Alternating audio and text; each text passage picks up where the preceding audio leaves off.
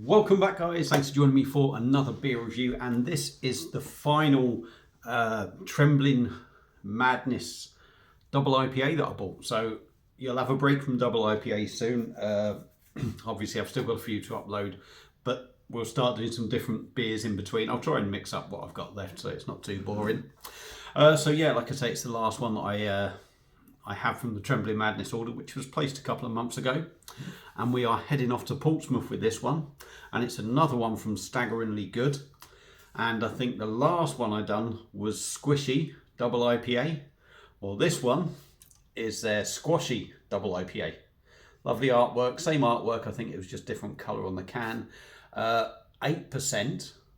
440ml can, and this cost me £6.25 from Trembling Madness. So it's in the ballpark of your standard sort of price for a double IPA.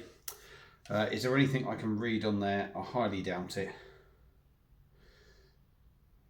I'll tell you what, right? If that focuses, if you want to pause it and have a read, but I'm not even going to try. So yeah. The other one was good. Started out sort of, I was thinking a little bit disappointing, then got better, and I really liked it in the end. I think I just have high standards on double IPAs. So let's get this cracked open and see what we get. Don't have a staggeringly good glass, but I am still away. Last night, thank God, can't wait to get home tomorrow evening. Stonehouse Sidelines glass.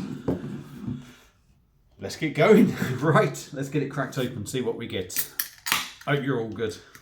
Busy day tomorrow it's going to be. It's one of them where I could be really busy and get a flyer, or it could be one of them where I'm really busy and it's going to be getting finished a sort of standard normal time and then have a nice sort of like hour and a half, hour and 3/4 journey home, and that depends on the traffic. But we'll have to see. We'll have to see. It is what it is. So if I recall rightly, looks exactly the same. I would imagine the only difference with this one is going to be the hops in it, I'm guessing. 100% unfiltered, 100% unfined, natural and vegan. So it's all in the glass. There we go. A lovely looking beer. Lovely opaque looking beer. Thick, dense looking beer. Not seeing any bubbles go up. You can't see through it. There's no lumps that have gone in there. We've got about half a finger of fluffy sort of head. The glass was wet, so that's probably killed some of that off. So let's dive in with the nose and see what we get. Oh yeah, different aroma again. I remember the other one, but this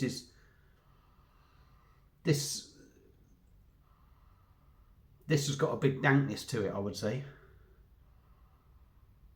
A bit musty, if you like. Probably more musty than dank. For me, they're both the sort of similar things, but there is a slight difference. Smells like your nan's wardrobe, if you like. Ew, God, just don't even bear thinking about it, does it? But yeah, juicy notes, dank, pine. There is something in there, and I just can't put my finger on it. But I know I've had it in other beers. Anyway, stop sniffing. Staggeringly Goods Squashy DIPA, 8%. Cheers, everyone. Cheers to being home tomorrow. Yes.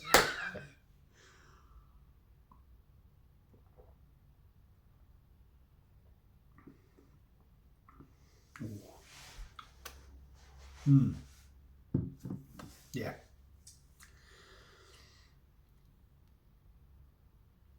I'm just trying to think, is it lighter than the other one I had or not? I'm not sure. It's got a good body.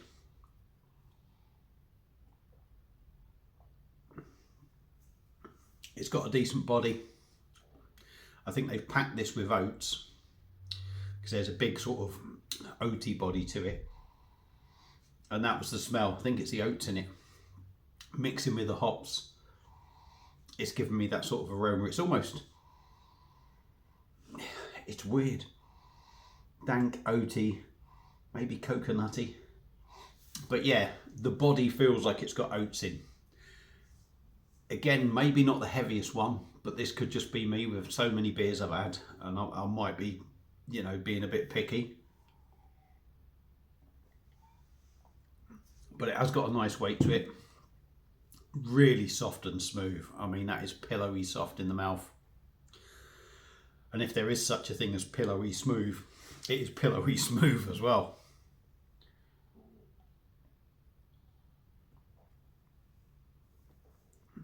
Minimal carbonation, absolute minimal. It is literally just a tickle across the back of the palate. Literally just a tickle.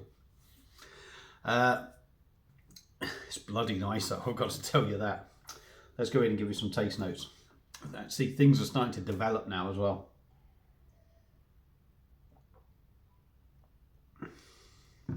Hoppy, grapefruit, passion fruit,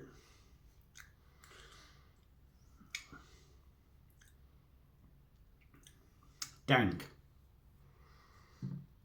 It's starting to become a little bit more tropical, but heavy sort of tropical flavours, if that makes any sense. Some tropical flavours, they can feel light, as if you're having something light. These feel like they're heavier. Pardon me.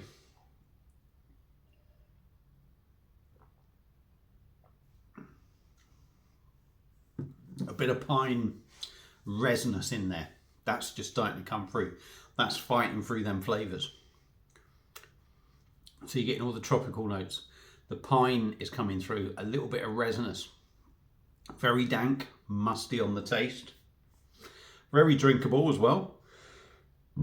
Pardon me. Apologies, I've just had 2 Whopper meals, can you believe it? For me tea. Really drinkable, really smooth. 8%, do you get that? You know it's a big one. You know it's a big one.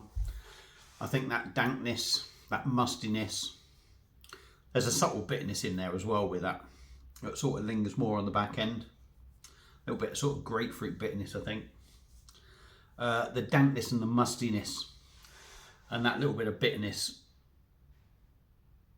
makes it feel bigger than generally you would sort of get, I think, from a double IPA. Generally, they always tend to drink a little bit lower. I think this, maybe not 8%, but it's certainly drinking 7%, maybe slightly upwards, but it's certainly around that mark. But there's no sort of 8% in alcohol feel. There is none of that. Definitely has a bit of a stone fruit feel to it as well.